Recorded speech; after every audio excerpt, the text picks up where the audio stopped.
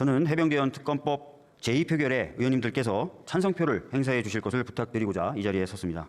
지난 5월 2일 국회는 해병대원 특검법을 통과시켰습니다. 이는 억울하게 목숨을 잃은 대한민국 장병의 죽음의 진실을 밝히고 이를 둘러싼 외압 의혹의 진실을 밝히라는 국민의 명령에 따른 행동이었습니다. 그런데 지난 21일 윤석열 대통령은 끝내 해병대원 특검법에 대해 거부권을 행사했습니다. 거부권을 행사한 후 대통령실과 법무부는 그리고 오늘 이 자리에서 법무부 장관은 브리핑과 보도자료 등을 통해서 그리고 오늘 설명을 통해서 거부권 행사의 이유를 밝혔습니다. 하지만 이들 주장의 상당 부분이 오류이거나 사실이 아닙니다. 하나하나 말씀을 드리도록 하겠습니다. 첫째, 공수처 수사 중이니까 그 수사 결과를 기다려야 한다라는 주장입니다. 다들 아시는 것처럼 공수처는 매우 작은 조직입니다. 그러다 보니까 신속히 수사되어야만 하는 이 사건이고 임에도 그리고 공수처가 의지를 가지고 있음에도 불구하고 고발 후에 첫 소환에만 8개월이 걸렸습니다. 이러다 보니까 새로 임명된 공수처장 역시 국회에서의 특검 논의를 존중하겠다라고 인사청문회에서 밝혔고 공수처가 인력을 갖춰서 특검 수요가 발생했을 때 대응할 수 있는 조직이 되었으면 좋겠다라는 희망을 밝히기도 하였습니다. 이렇기에 특검이 이 상황에서는 가장 빠르고 확실한 진상규명의 방법이 될 수 있습니다. 이 특검의 수사기간은 70일로 정해져 있고요. 대통령의 승인을 받아 연장해도 100일입니다. 다시 말씀드리면 100일 안에 수사와 기소가 모두 끝나기 때문에 신속히 논란을 종결하고 정치권과 군 모두가 제자리로 돌아갈 수 있습니다. 두 번째로 특검 후보자 추천권을 야당이 독점해서 상권 분립에 위반된다는 주장입니다. 그러나 이것 역시 사실이 아닙니다.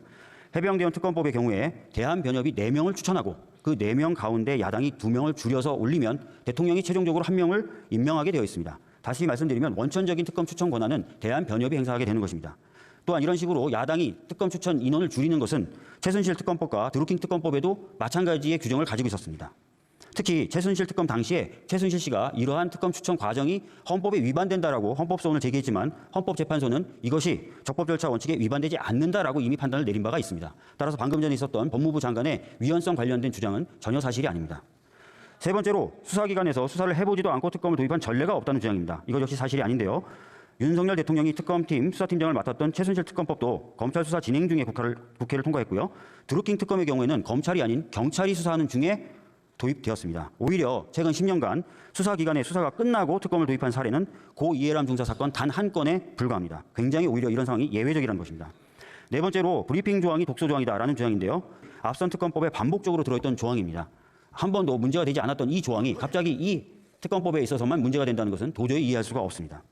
다섯 번째로 일각에서는 해병대원 특검법이 해병대원의 죽음에 관련된 진실을 밝히는 데는 관심이 없고 오로지 대통령을 수사하기 위한 정치적 특검이다라고 주장을 합니다. 이 특검법에 규정되어 있는 수사 대상 1번이 바로 해병대원 사망사건 그 자체입니다. 물론 그 이후에 이 사건이 사망사건인 수사 과정에서 있었던 은폐 의혹이나 이런 것들도 수사하게 되어 있지만 다시 한번 강조해서 말씀드리지만 수사 대상의 1번이 바로 해병 사망사건 그 자체라는 것입니다. 이 법에 대해서 문제 제기하는 모든 것들이 사실은 사실과 다르거나 오류입니다.